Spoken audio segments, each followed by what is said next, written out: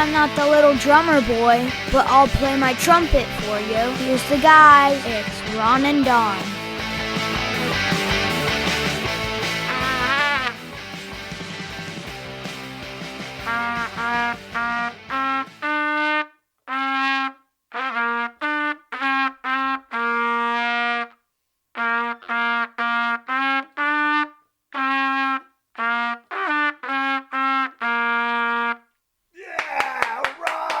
Nice job. Merry Christmas, everybody. Hey, Merry Christmas, episode 42. We didn't have a little drummer boy. We have a little trumpet boy. That's my son, G-Force O'Neill over there. And, of course, he's Ron. I'm Don. He's been gigging busy this holiday season. Thanks for stopping by. Merry Christmas to each and every one of you, and we hope you're having a great time with your family. And chances are maybe you're just taking a break. You're going out on a walk because you're sick of Uncle Vinny, and you're like, you know what? I'm going to tune into the Ron and Don show, and why wouldn't you? Hey, coming up here in a couple minutes, we're going to talk about robocalls, and I bet you have a lot of I get a ton of robocalls, and the federal government is trying to do something about that because they know that there's a lot of people out there wasting a lot of our time, and you're not going to believe the fine. You're not going to believe the fine that the federal government has just come up with. Also, FedEx, you're fired! That's right. Was it Donald Trump that fired FedEx? No, it was Amazon, and we'll talk about why. Why would you do that in the height of Christmas season? And then finally, less people making resolutions this year, but you're going to be surprised about the people that are making resolutions and how steadfast they are through the course of the year. There's a new study out on that. So anyway, Merry Christmas to you. Merry Christmas to you. I see I have a gift here. You do have a gift. I have to be honest. As I open this gift, there's going to be something that goes through my mind. Should I open this now or should I? Sure, let's open it live. All right, I'm going to go ahead and I'm going to open the gift now. We're going to open it live here on the Ron and Don podcast. It's in a gift bag. Yeah, with and tissue paper. Don't forget, you demanded. We heard your plea. Now you got three episodes of the Ron and Don show, brought to you by Les Schwab and the Les Schwab Studios. We're certainly thankful for them. You probably will know. We talked about this before, but I went ahead and did it. Oh, you did! And yes! so, yes! We talked about a couple episodes ago. Thank you, Ron. That's awesome. But this one's special. We talked about the best thing that I've bought that's made a big impact on my life for like $25. We were talking about a couple episodes ago, something that you bought less than $100 that's had a huge impact on your life, and this is what you talked about. For me, it was the coffee warmer that sits by my computer. I bought the same one. So you and I have identical outfits. Okay. But my old one, which was a Mr. Coffee, did not have an adjustable temperature. It didn't. And so sometimes, depending on the cup you were using, it just wasn't warm enough. And I know that you like it extra hot.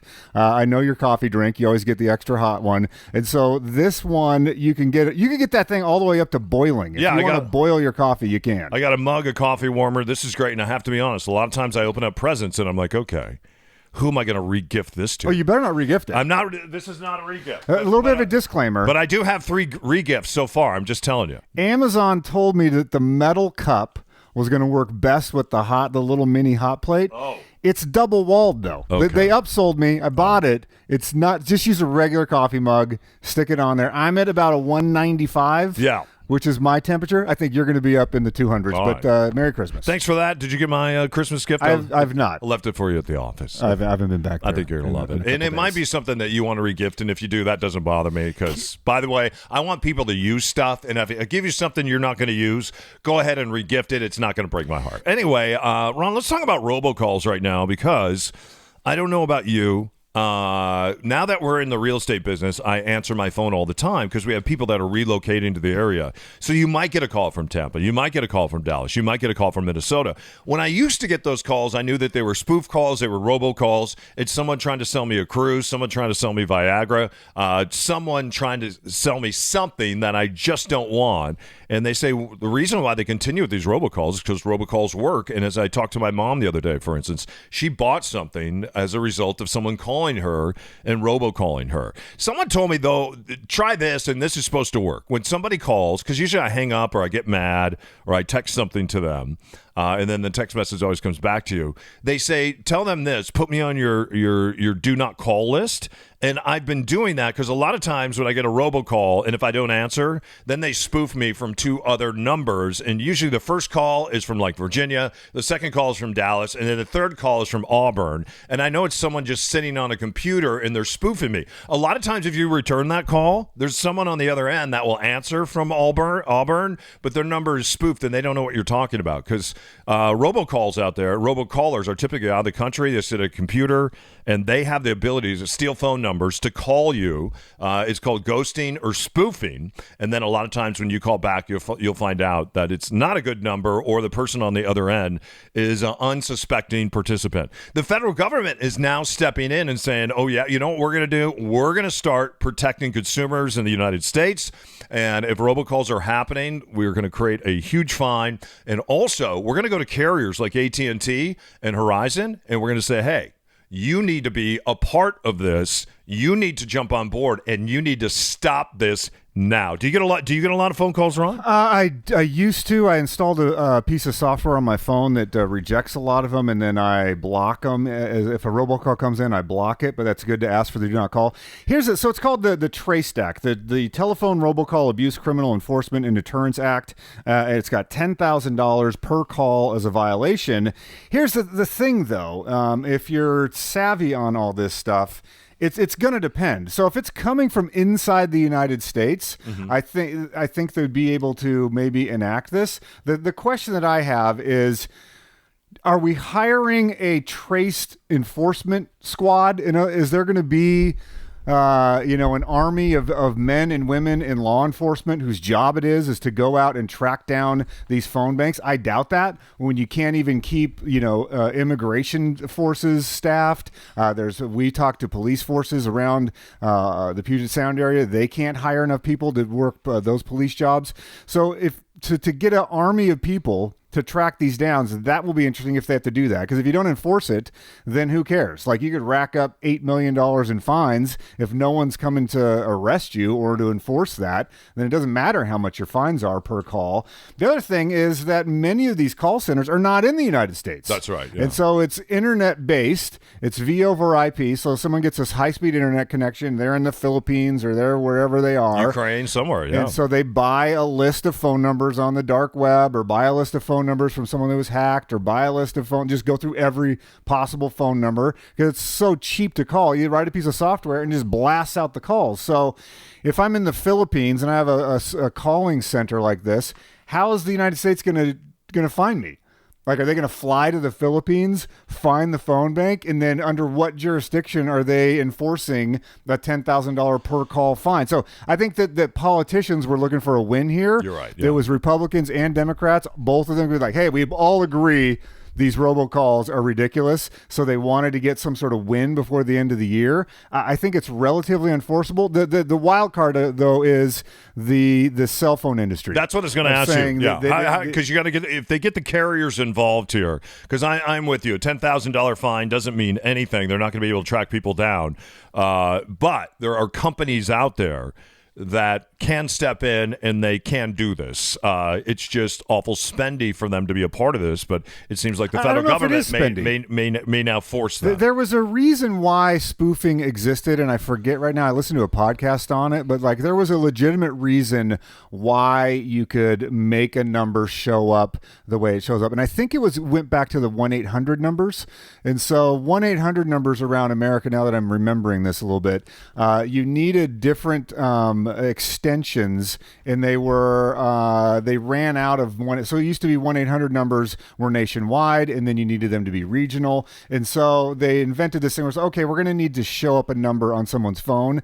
And then, of course, it got abused with all the spoofing. So we'll see how this works. I think if the cell phone companies really want it to end, that they can make a database where it cross-references these numbers and it does block them as they're going out. But yeah, we'll see. see. Like, I don't think it's going to eliminate them as soon as this is passed by any means. I really welcome this, and I bet you do too, because it is difficult if you have a job and you're used to getting phone calls from people around the country, around the world, and then you're being spoofed all the time.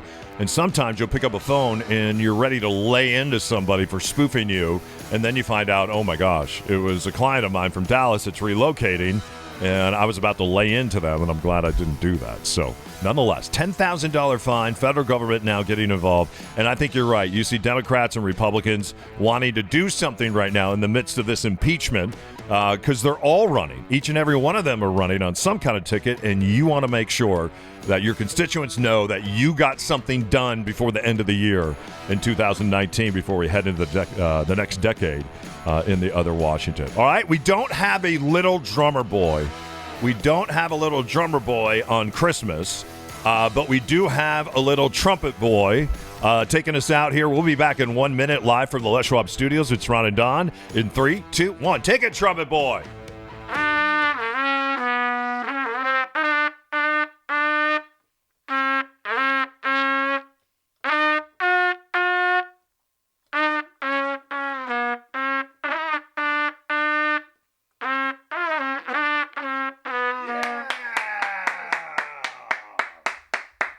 Hey, it's Ron here with Rich Ballman. Rich, this is a treacherous time of the year to drive, and you might be going, I'm going to head over to Eastern Washington, I'm going to head over to Idaho. You need to just bring the car in, get it checked out at Les Schwab. It's free.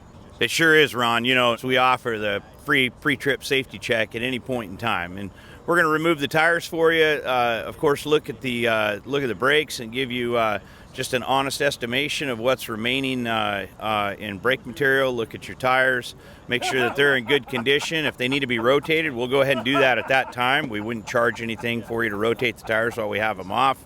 Go ahead and check the air. Of course, you know, in the winter, as the temperatures go down, those darn TPMS sensors that are in our tires nowadays, you know, the lights tends to start coming on the dash, and so we encourage people, if that happens, just drop by. We'll check your air for you for free. But we'd love to have you come in and see us to get ready for winter. Make sure that you're up to speed, and that when we get that incremental weather, sometimes a little snow, that you're ready to go. Yeah, and sometimes it's the peace of mind of knowing, okay, I checked this out, I'm good to go, and it just lets you have some confidence when you're going to hit the passes. So thanks a bunch. Head out to Les Schwab. There's 85 stores to serve you. Head in and just say, Ron and Don told me I could get my free inspection to get ready for winter. Les Schwab, doing the right thing since 1952. Do you have a dog like my dog Charlie? Buy him a Ron and Don Nation Bandana. Dog bandanas out now at ronanddon.com.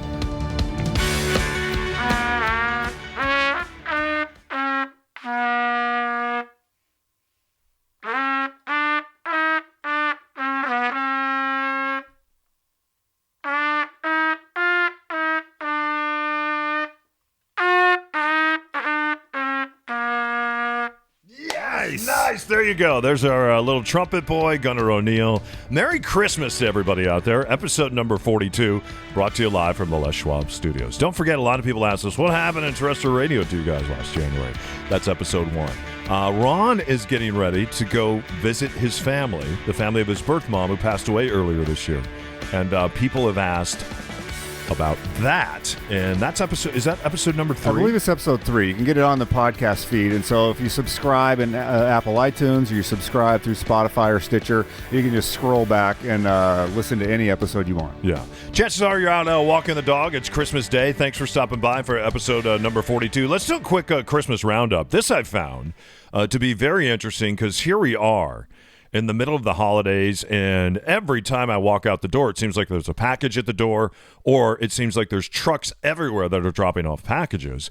A truck that stopped by my house the other day was a FedEx truck, and I thought what was weird, my son and I had gone into a pop-up store over in U Village, and it's a van store. And you can walk in, you can buy some vans. You can also buy some custom vans that somebody else created. They have an artist that came in, created these custom vans. They're really cool. Or a couple of weeks ago, you could go in there on this big screen, and and this is something that G-Force O'Neill did. In fact, he had them on today, and you saw them, and they're super cool. You can build your own shoe, and then after you build your own shoe, that shoe then is sent to you in the mail just in time for Christmas. This shoe has actually been knocking around in the mail for the past week or so because FedEx, and they stopped by, and then instead of dropping the box off or given an option where we'll redeliver the next day, they said that I had to go downtown on First Street, and that I had to go down. A note on your door. Yeah, that I had to go down there and pick up his shoes. And the thing I didn't understand is, one, why didn't they just drop the shoes off? Or two, why didn't they give me a different delivery date? And number three, the last thing that I want to do during Christmas is drive downtown to a pickup center. I finally drove downtown to the pickup center to pick them up. The shoes were gone. They didn't know where they were at.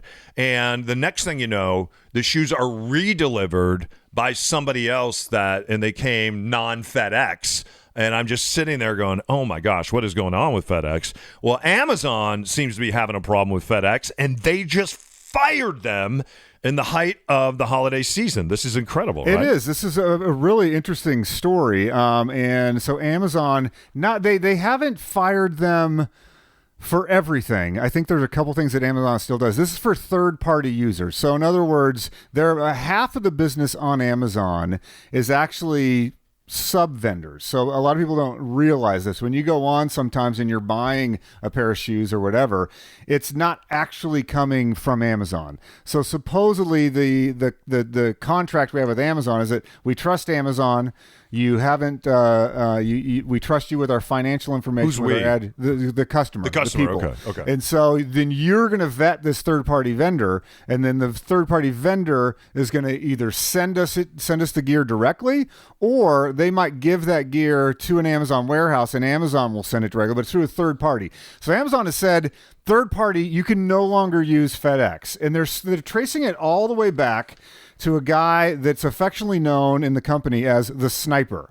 His name is Dave Clark. He's Amazon's logistics chief. And so evidently this guy's a maniac. Like, his entire life is about making things more efficient. And there's stories, and they might be true, they might be made up, that Dave used to hide inside of warehouses, the head of global logistics.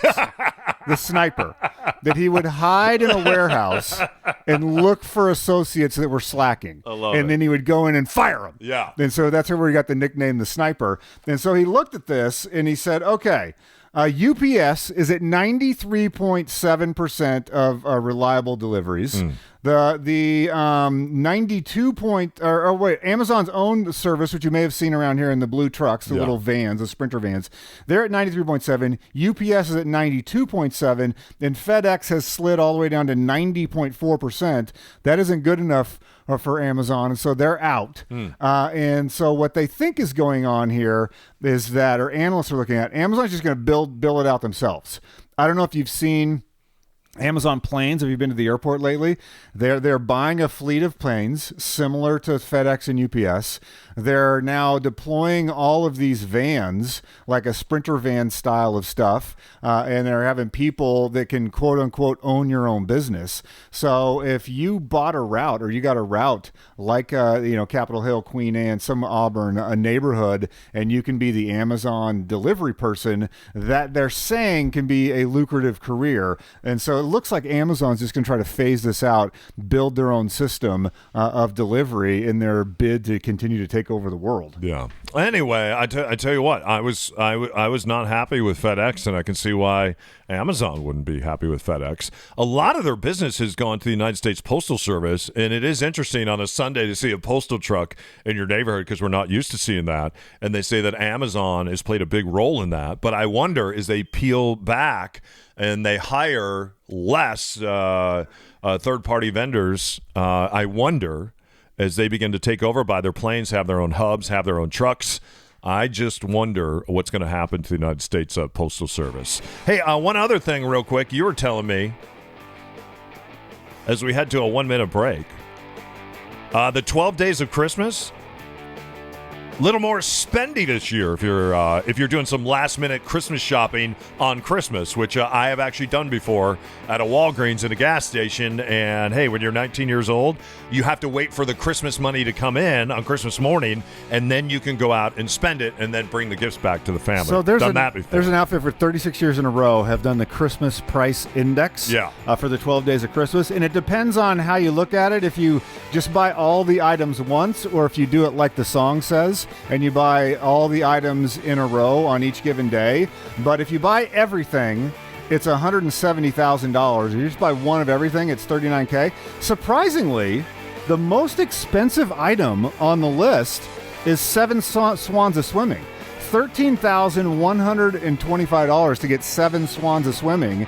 And then in sort of a gender bias, 10 Lords of Leaping cost you $10,000, but 9 Ladies Dancing is only $7,500. Well, it depends on if you go to Rick's or not. Right. And then I think there are a lot more at Rick's. The best deal on the whole list, 8 Maids of Milking is only $58.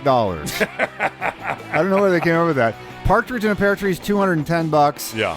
And the drummers, you can get a drummer pretty cheap, $2,900 for 12 drummers drumming. All right, speaking of drummers, we don't have a drummer. We have a little trumpet boy. It's Christmas Day. Happy Christmas. Merry Christmas to everyone. Little trumpet boy. I wouldn't put the trumpet right on Mr. Ron's microphone like that, because I think you might blow it out. So anyway, we're back in 1 minute, live from the Les Schwab Studios. Why wouldn't we be Ron and Don on this Christmas morning? What do you got?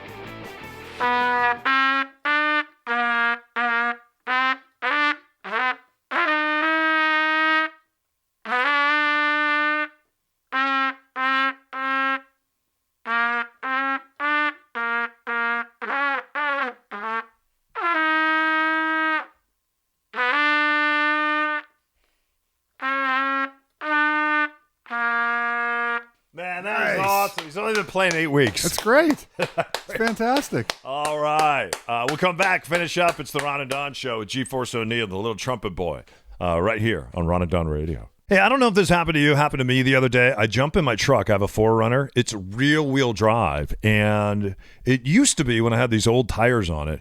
In fact, the tires that came from the Toyota manufacturer, the truck would spin out all the time, and I had a hard time controlling the truck. Well, what I did is I went to Les Schwab, and they put on some brand new tires. They have their own tire line now, and I'm telling you, it has made a world of difference in the way that my truck performs. I no longer have to put it in 4-wheel drive when it gets rainy out, and I used to have to do that with the other tires. So if you're looking for some brand new tires, and you want to make sure that these tires are going to perform when it rains out or when you're heading up to the pass and all the snow and everything else, what you want to do is you want to stop by a Les Schwab Tire Center and say, hey, let me look at the custom Les Schwab tires in the Les Schwab tire line, all right? LesSchwab.com. Find one of those locations near you. Just go to LesSchwab.com, and don't forget, Les Schwab, doing the right thing. You know it matters.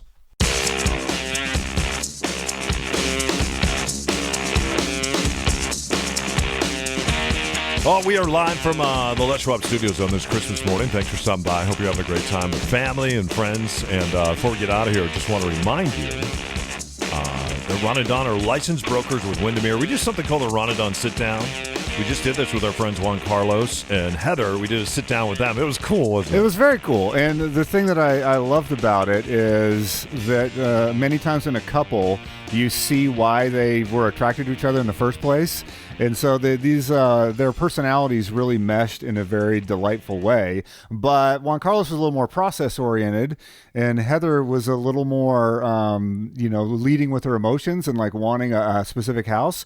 And so trying to, meet with them, or we did meet with them, but to give enough data to Juan Carlos and enough of the emotional side to Heather at the same time was an interesting conversation. And so it's interesting when someone finally feels like they've been heard, and they look at you like, okay, their body language can exhale a little bit. And like Juan Carlos and I had a moment where it was like, dude, I'm going to get you as much data as you want. Like, you can tell when someone is a spreadsheet person and they want some information. Juan Carlos needed some info. And so I'm going to fed him some info, and he sort of relaxed. He was like, okay, Like he just needed somewhere to land, and that sort of thing happens in the Ron and Don Yeah, and sit it down. depends on where you are in your journey. Heather reached out to Ron the other day and said, hey, let's do a sit down. We think we're ready to buy a house in Seattle. We live over on the east side. So Saturday morning, you and I went over there at 10 o'clock. We spent a couple hours with them. We got to sit down, which is really cool. They've been part of the Ron and Don Nation for quite some time.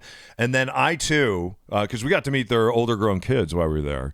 And then you could see them holding hands while they were talking to us. And you could see they're deeply in love after all these years. I looked over and I went, oh, that's so sweet. I want that. I thought it was really, really nice. So anyway, they're in a different spot on their real estate journey than chances are you are. And maybe you're not at a place where you're ready to buy a house, but you just want to learn more about the property that you have. We can come out and do that too. So we come to you, you come to us. It's a Ron and Don sit down brought to you by Ron and Don licensed brokers. We are licensed brokers with Windermere. As we head into 2020, reach out to Ron at windermere.com. That's Ron at windermere.com, and say, hey guys, let's sit down, let's grab a cup of coffee, and let's chat, and we'll do that. Before we get out of here today, this is kind of interesting as people gather around the artificial tree and not the real tree, right? It's funny because, like, growing up, you think that everybody's family is kind of like your family, and you think that everybody else kind of sees the world the same way that you see the world. And then there's that point, different ages for different people, maybe in your teens, maybe not even until your 20s, maybe until you're 50, where you're, oh, other people see things differently, and their family's different than my family. So there was a civic science, which I like, and I quote a lot on the show because they do really interesting research. They did a big survey about this, and this was really surprising to me about some very basic stuff and assumptions about Christmas. And I'm just going to say, I know there's other holidays. Happy Hanukkah to everybody, and I've seen some great pictures of Hanukkah going on, but this is a Christmas survey. And so the first question, do you put presents under the tree before Christmas Day?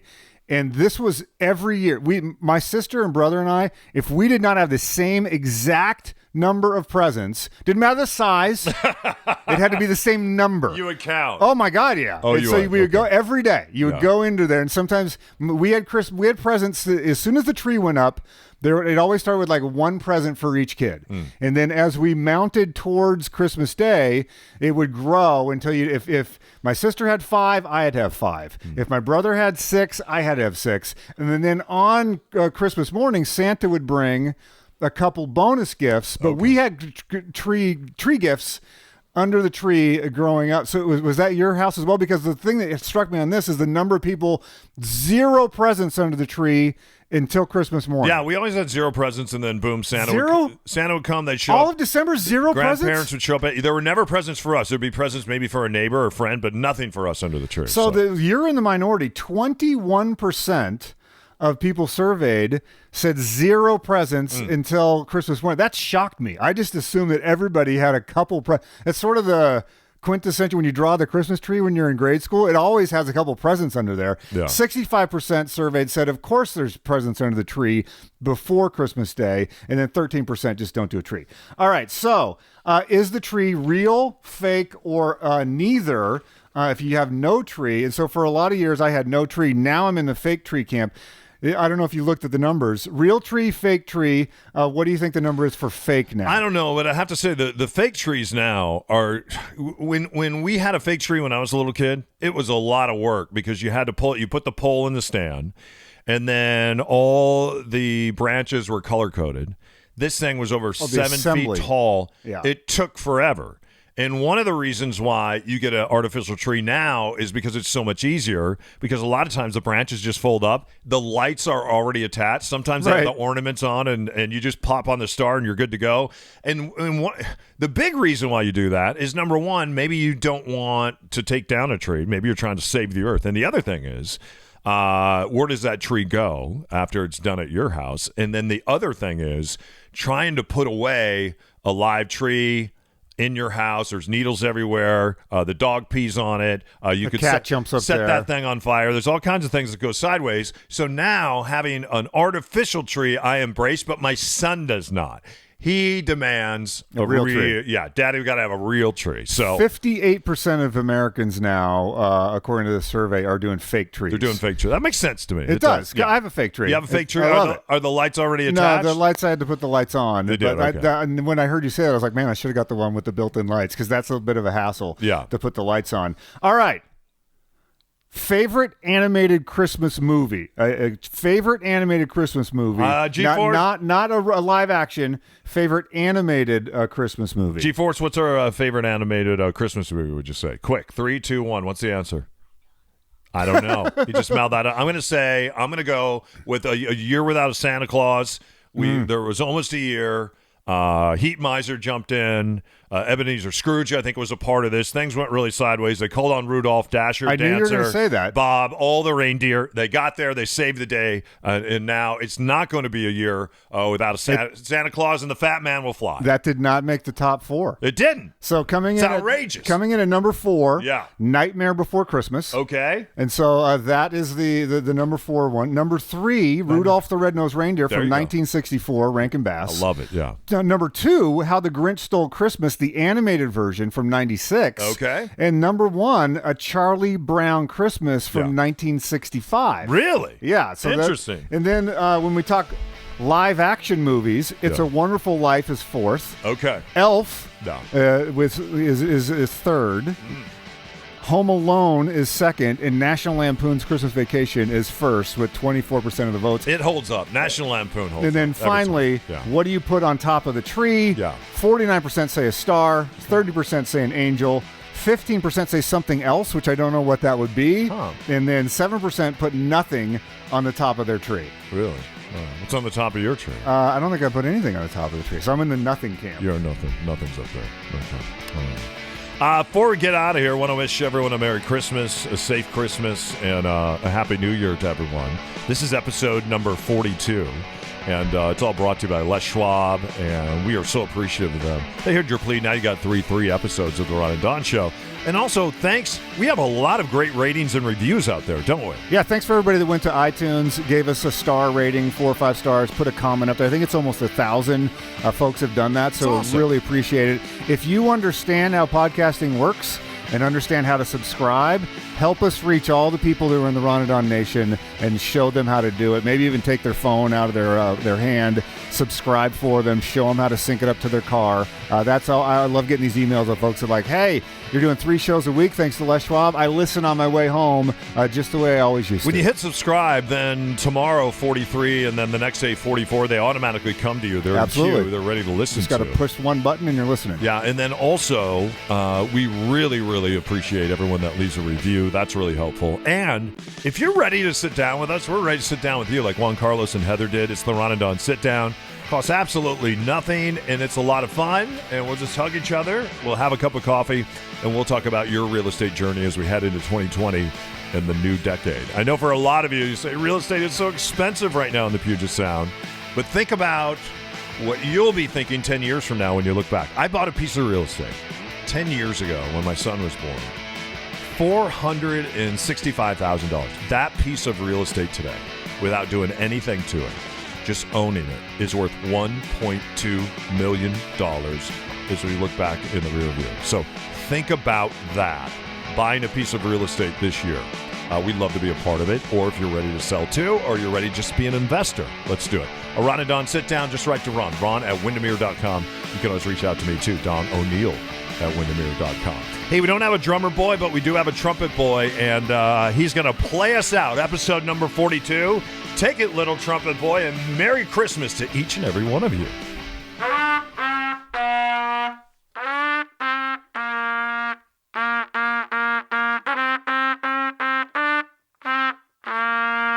Nice. What was your favorite Christmas movie? A Charlie Brown Christmas. Yeah, Charlie Brown Christmas.